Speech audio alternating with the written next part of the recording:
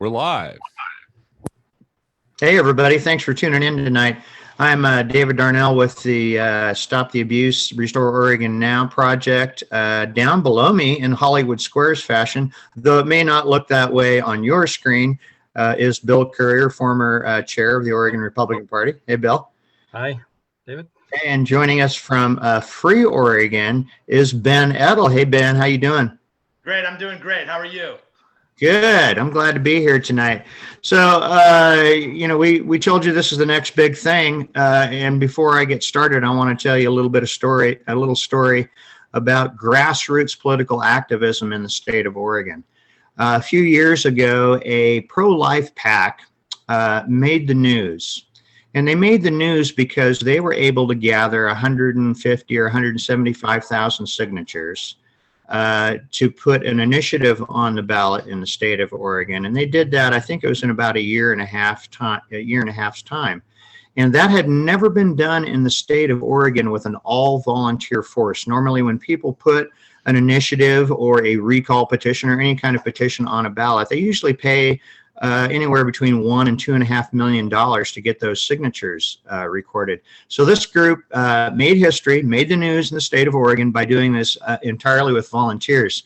So if you fast forward a few years, this group, Stop the Abuse, was then called Recall Kate Brown, made history twice over by gathering 277,000 signatures in 90 days, actually a little bit less than 90 days. And the reason I wanted to tell that story is I just wanted to illustrate the power of us, of we the people, of grassroots activists, of volunteers, of people getting involved who are passionate about any particular issue in the state of Oregon. And now we find ourselves in a big morass, probably the biggest issue of our time. And that is these tyrannical, senseless, seemingly flat earther type lockdown measures that the governor has put us under. And they seemingly have no expiration date. The legislature does not seem to have the appetite to rein the governor in.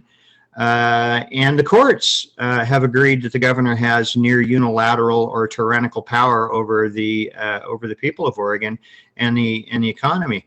And so we've hatched an idea born out of necessity, born out of the oppression that we're suffering in the state of Oregon. And that idea is to put some pressure from the bottom up, from the counties, from the cities, from the citizens of Oregon, put some pressure from the bottom up on the state and the governor to say, we're done with this. We're tired of this. And that's what we're here to launch tonight. And I'll refer to Bill. Bill has a grasp of this particular idea. Him and I talked about it some months ago. Things got busy, and here we are, and we're ready to move forward to it. So, Bill, you want to give us an idea of what it is we want to do? You touched on it really well, David. This is an enabler for the grassroots, groundswell of support from the citizens of Oregon to rise up against the tyrannical behavior of the governor, effected through these state agencies, sicking these agencies on local small businesses that are now struggling. We know that we're losing many of our restaurants and other small businesses simply because the edicts have no real basis in science. They're not effective, and it's no longer about health. It's pretty clear to everyone. It's no longer about health. It's about control. And so the people need to rise up. And the purpose of this project is to provide a mechanism by which they can rise up at the local level instead of relying on going at the state level and trying to ask for the governor to be reasonable and ask for the Democrat-dominated legislature to be reasonable, because they could have taken control of the situation 28 days in, as the Constitution requires. But instead, she blew past that first month, and here we are over a year later, and the 2 weeks to flatten the curve has somehow disappeared. It's no longer, even relevant topic. And we have to ask ourselves, why is this still happening? And how did we lose our liberties so quickly? And so it does require a response from the people. So the project basically enables people at the local level through their elected officials to provide relief and protection from these unlawful, unconstitutional edicts from the governor, and get us back on track towards the people being in charge, not elected officials who have taken the law into their own hands. Most of what the governor is doing right now is actually illegal from a constitutional perspective. And that is the basis upon which our action moves forward, is that the Constitution should always win when it comes into contact with other laws, lower laws, either state or local level, that are in conflict with the Constitution. So we need to return to those founding principles and rely on the 14th Amendment and the Supremacy Clause that the Supreme Court articulated, that whenever the higher law is in conflict with the lower law, the higher law prevails. Right. Yeah. And so I guess what I'm hearing here, Bill, and the three of us have talked about, is we're going to codify into law at the local level, which, as I understand, is missing at the local level. You're, of course, a mayor, a city council member of a small town. And what's missing at that local level is a resolution that really allows for an ordinance to be passed.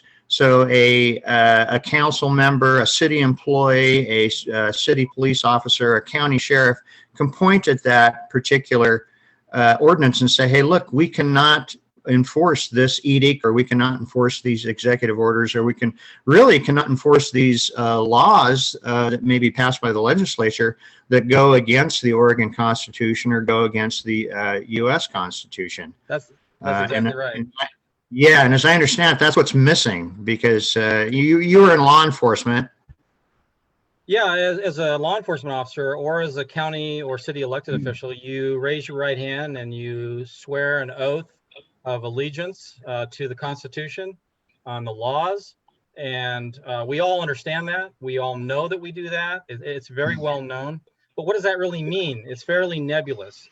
So what this ordinance, or what this resolution ordinance does, is puts in concrete terms what it means to honor and fulfill the oath of upholding the Constitution. It's no longer something where an officer or a city official or a county official has to go, well, what does it mean to uphold the Constitution? It puts it in concrete terms that allows it to be acted upon. So when the governor and the state agencies want to come in and close down a business, or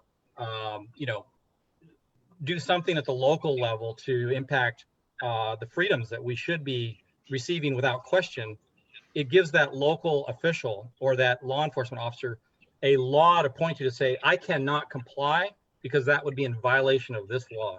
It's very clear.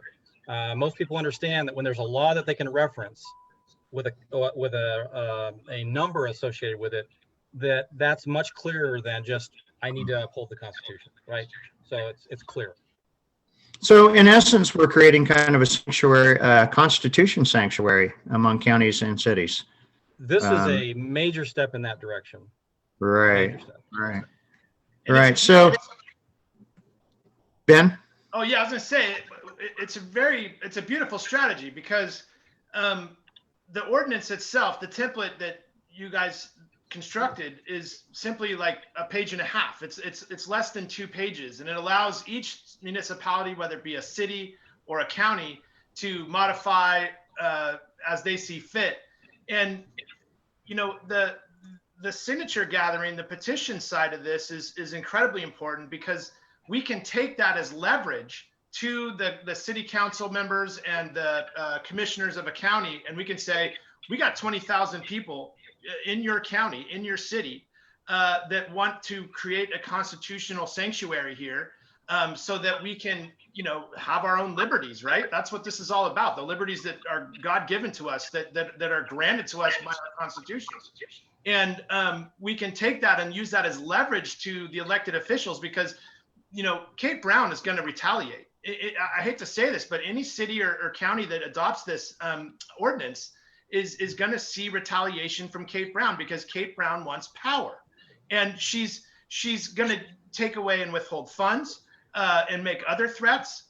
And so we have to support the leaders that we've elected with those signatures. So we can't just vote for someone and expect them to, have all the strength in the world. If we stop supporting the people that we vote for, there's nothing they're going to be able to do. They're going to have to go along with what the Democrats are demanding of them because we're outnumbered.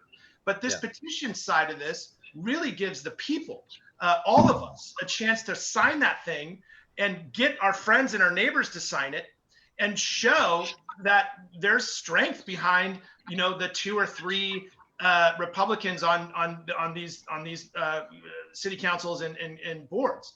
Exactly. In some cases, like Tigard only has 1 Republican on the council. What's that 1 Republican going to do?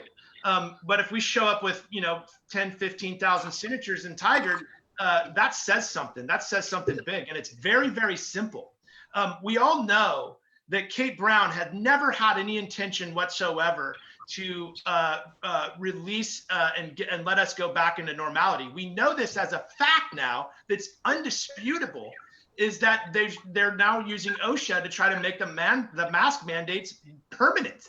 And look, just last week, Kate Brown was on, what was it, KGW or KPTV, one of the local news, and she said, we're almost there. We're almost there. But I swear to God, and to everyone watching right now, that last summer, sometime around August, I heard her say the exact same thing. She said, we're almost there. But she won't tell us what there looks like.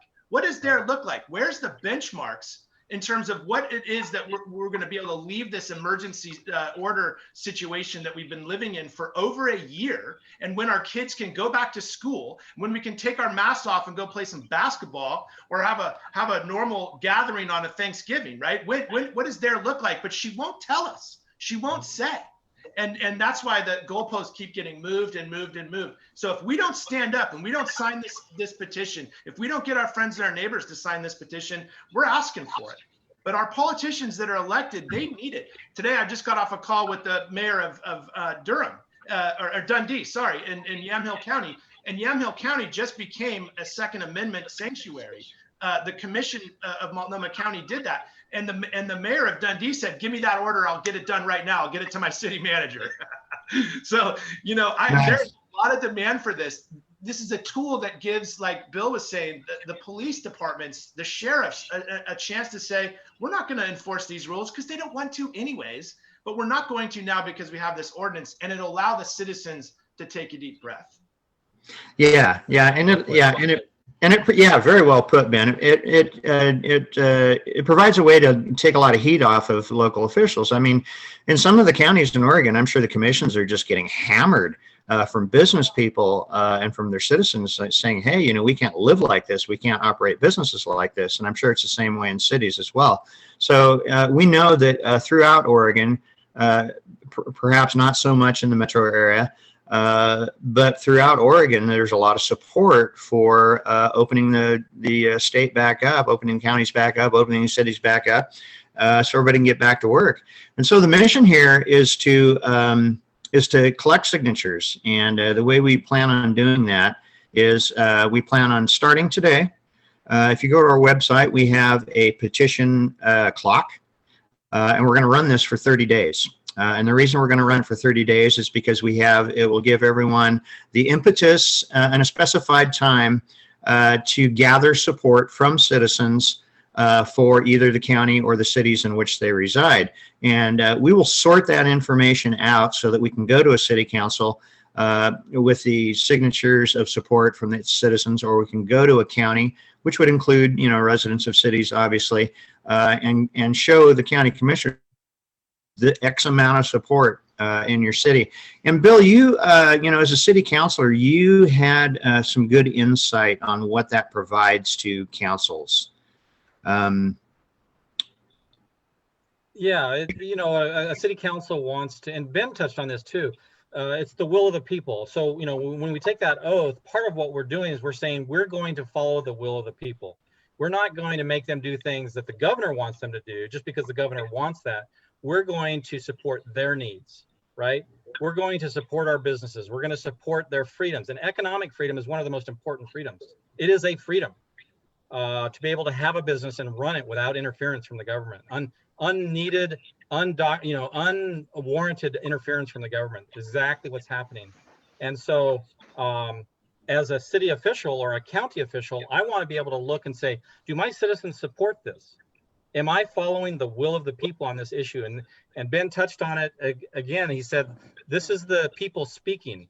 And this is the way to support our commissioners and our city council members to say, these are the people in your jurisdiction that support this. And this sampling shows that it is a majority support. I was talking to a county today that said that when they had a meeting on it, a public meeting on it, they got 3-1. And this was a county that is not low in population, by the way. And they said, we got 3-1. People want us to open back up. They want us to, they want to take away the governor's ability to shut us down. And we need some local mechanism to do it. So they were really excited about this resolution and the ordinance. And we have a bunch of other counties that are also on board that want to do this and want to pursue this. But it is very important that they see the people rising up and asking for this, because it empowers them to stand strong for them, for the people. Right. Right. So, so our plan, our mission is to provide this resolution and this ordinance to cities and counties that want to utilize it to do the right thing, protect their people, protect their citizens, protect their business people.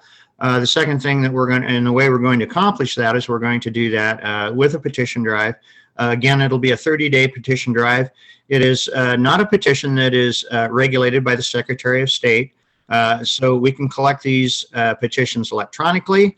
We have a jot form on our website that we can collect them that way. We can leave them at businesses. They need not be witnessed, and so we can leave them at businesses where people can sign them. We can get them door-to-door events. Any way you want to get these signatures, we can gather these signatures. And any petition that is signed by a citizen to support a redress of grievances from their government, whether that be the local or the county or the city level, is an official petition, even if it's not regulated by the Secretary of State. So Ben, your organization has been growing leaps and bounds. You want to give us some idea of what we want to do for gathering petitions? Yeah. I mean, I have a feeling people are going to be slamming on the brakes if they see somebody out collecting these petitions or falling over themselves at a restaurant to sign one. Do you get the same idea? Yeah, if they fell over themselves at a restaurant, they certainly would be breaking the social distancing rules, which we want to try to encourage. Right. But look, I mean, I think that everything activism has to be managed in simple directives, right? We learned that pretty early on. I was like, I want to have a 10,000 person rally in Salem.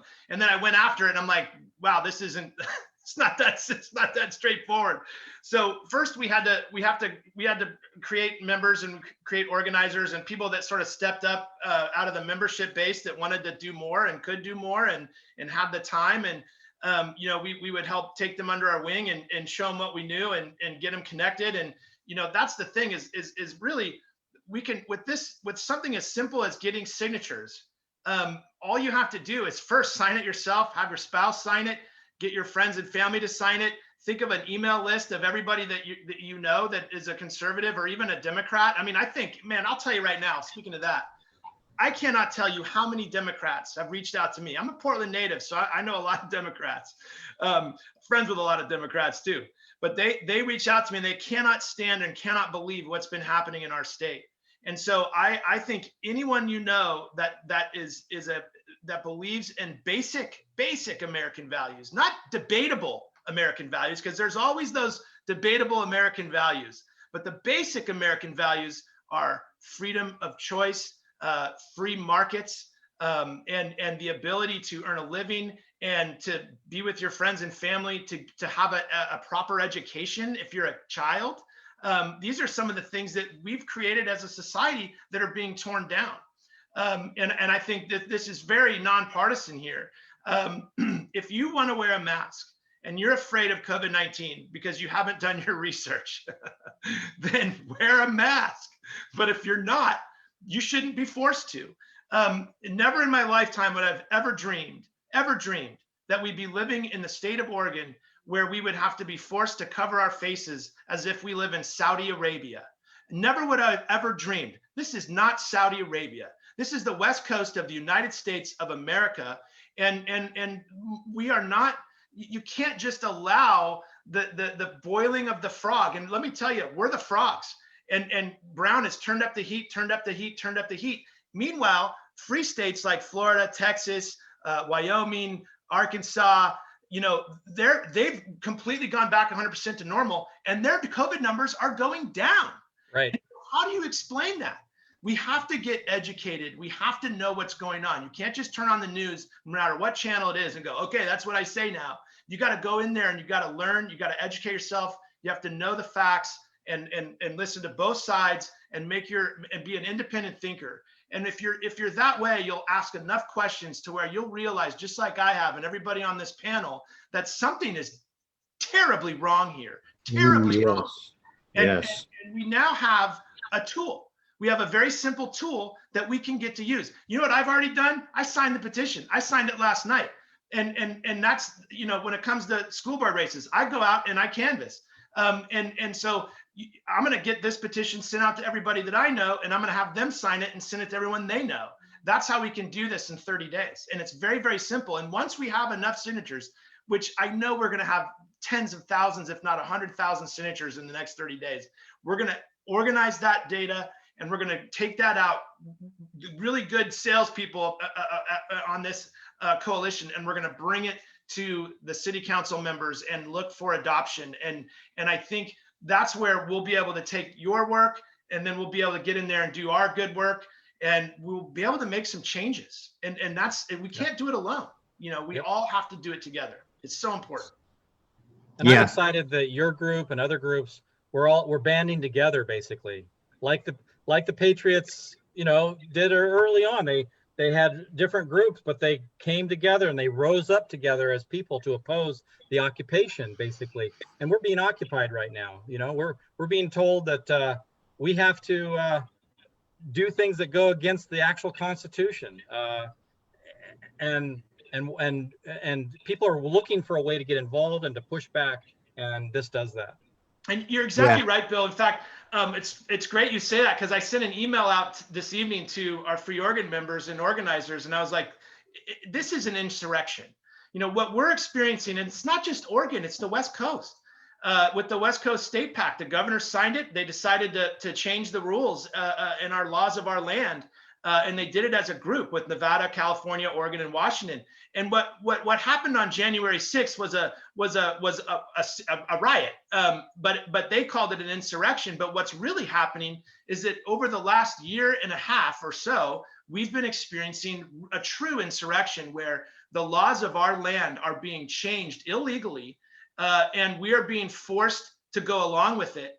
And so, but we still have those very same laws and the very same nonviolent political tactics and strategies that we can use, which we're using right now. Now we have a new tool, thanks to this coalition, thanks to Restore Oregon Now and Open Oregon and the groups and Bill and David and everybody that's come together to build this. We now have a really effective tool that if we get those things signed in the next 30 days, sign it right now, sign it and send it, sign it and send it. That's all you got to do. And then we're going to take this in and we're going to start creating sanctuary counties and sanctuary cities throughout our state that you can move there instead of moving to Florida, because we need you guys. We can't lose all our voters. And our counterpart from Open Oregon would be with us tonight if he, Larry Sykes, if he wasn't traveling at the moment. But Open Oregon, their group is fully on board too, just so people know. And we'll have other groups too that are wanting to get involved. But this is rising up all across Oregon. So one of the things I wanted to make clear as I was sitting here thinking about what we were saying is that even though we're operating at the local level, this is a statewide effort. We're collecting signatures everywhere in the state to be used at the local level. Yeah, and we have the ability to collect any signature anywhere and match it up to the that we'll be going to. So it's a very free and open process to just collect signatures for citizens for a citizen petition.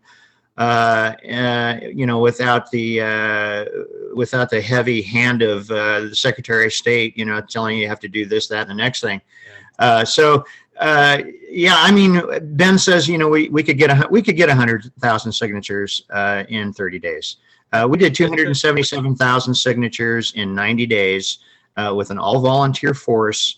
And we did that, under the guise of having to, witness everything and get all this certain information. So yeah, I think the passion level, and we had a discussion about this, the three of us before the show.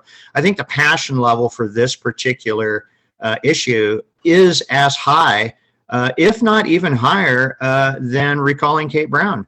I mean, we are in a untenable situation. Caused by a untenable executive branch, and then not checked by the legislative branch and reinforced by the judicial branch. And so it is up to us, the citizens, to do this. So just kind of a recap. So our mission is to gather as many signatures as we can in 30 days. Our website will have the petition for you to download. You can come to the Facebook page that you're on right now and download. You can get to our Facebook group. You can look up Free Oregon. You can look up Open Oregon. All those groups will be involved.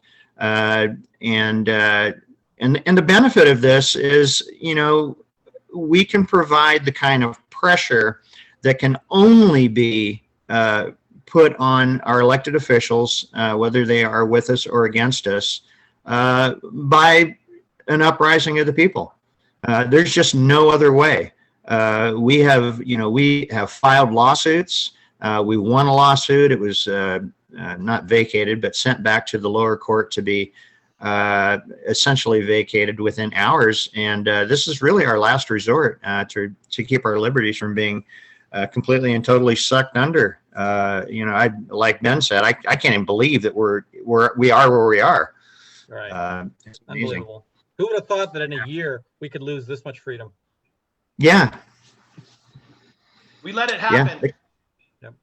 We let it happen. When everyone, I did the same thing when that first mask mandate came out, and there was no indoor dining at our cafes. We put on the gloves and we covered our faces, and when 2 weeks came and went, that's when I went, uh-oh. They got us. Yeah. Yep. They got us.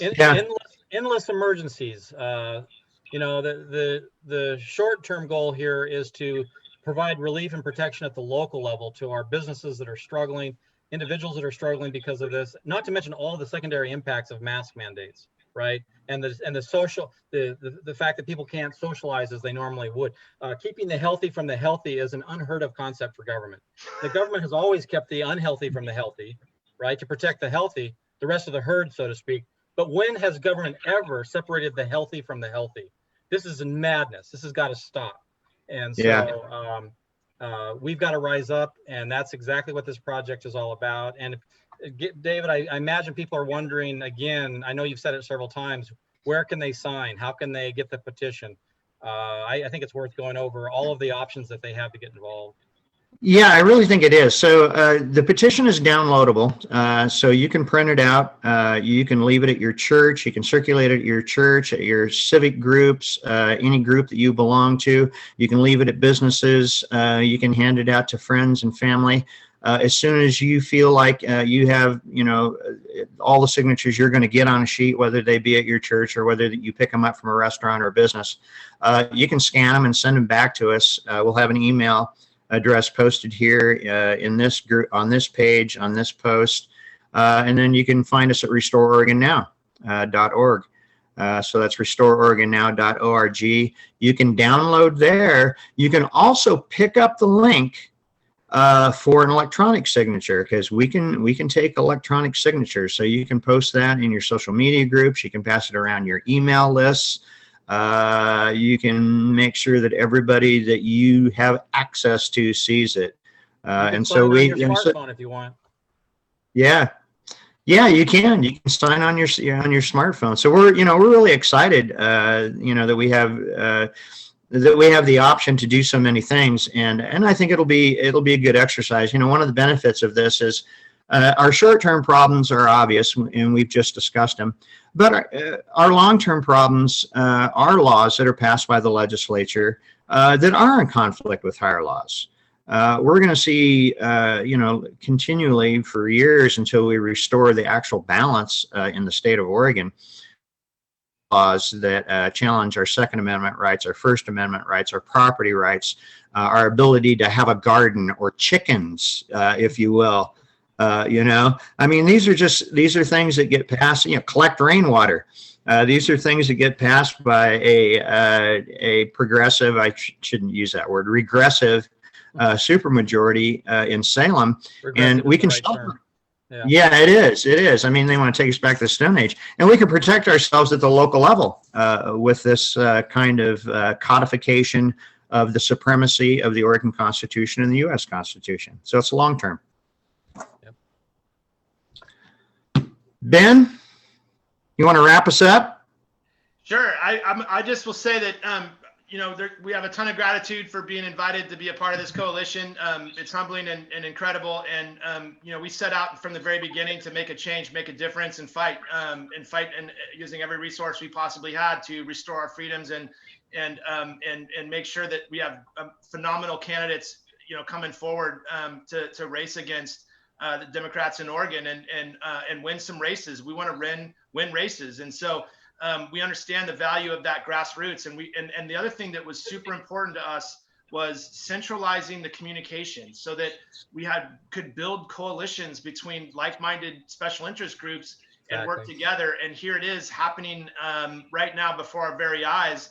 And I think this coalition is going to grow. And I think the next 30 days are going to be a great journey. We also, during this 30 days, we have the big May 18th election coming up. We've got the school board candidates, the critical race theory, the comprehensive sex education. These things are divisive and racist and disgusting. And they are pushing this stuff through. So, you can go to freeoregon.us and you can see the candidates that we support. These are all anti-CRT, anti-CSE, and kids in school, full-time, no mask candidates for school board. And while you're there, we're going to put that link up directly to the petition website that we're talking about today. We'll put it right on our header. And then, of course, on Instagram, at Free Oregon, we'll have the link to sign the petition on our link tree. And I'm just really excited to see how many we can get. Yeah, it will be exciting. What'd you say? How did you put it, Ben? Sign it and get it in. Sign it and send it. What was your? Sign it and send it. Send it to your friends. Sign it and send it. Send it to your mom. Send it to your grandma. Send it to your sister. Send it to your brother. Send it to your coworker. Send it to anybody you can send it to, and get them to sign it and send it. Yeah. So can I send it to my cousins? Send it to your cousins. You can send it to my cousins. Can I send it to my uncle and aunt? Yes, you can. Can I send it to my kids? Yes, you can. All right. Remember, even if your kids aren't 18 yet, this is not going through Shemia Fagan, so it's okay. It works. Still an American citizen. Yeah. So are you saying I can send it to every single person on my email list? Every single one. Wow. Okay. Even the Democrats. And I can share it in every Facebook group and Twitter group and MeWe group and everything else that I am online? Every single thing. And if you can get Parler to boot up on your phone, go ahead and send it on Parler. So I can carry a sign on the street corner and shout through a megaphone? Absolutely, you can do that. I can visit all the businesses that I patronize and give them petitions for people to sign that come in. I could do that. I don't see why not. Yeah. And all the churches that have had all of their services canceled for a year? Absolutely. I mean, you could fly a helicopter over Washington County and just drop the petitions, let them rain down. I like it. I like it. Fined. Yeah. I guess it would be kind of littering, wouldn't it? Yeah. It might be worth it. Hey, well, thank you, Ben. Thank you, Bill, for joining us tonight here. So I'd like to, just say to everybody watching, go to the website right now, RestoreOregonNow.org. That's RestoreOregonNow.org. You can also go to freeoregon.us, correct? Freeoregon.us. Download that sucker. It's 837. See how many you can get signed. Scan those things and email them back to us. There we go. And check here for updates. Thanks, everyone. Thank Good you, night. everybody.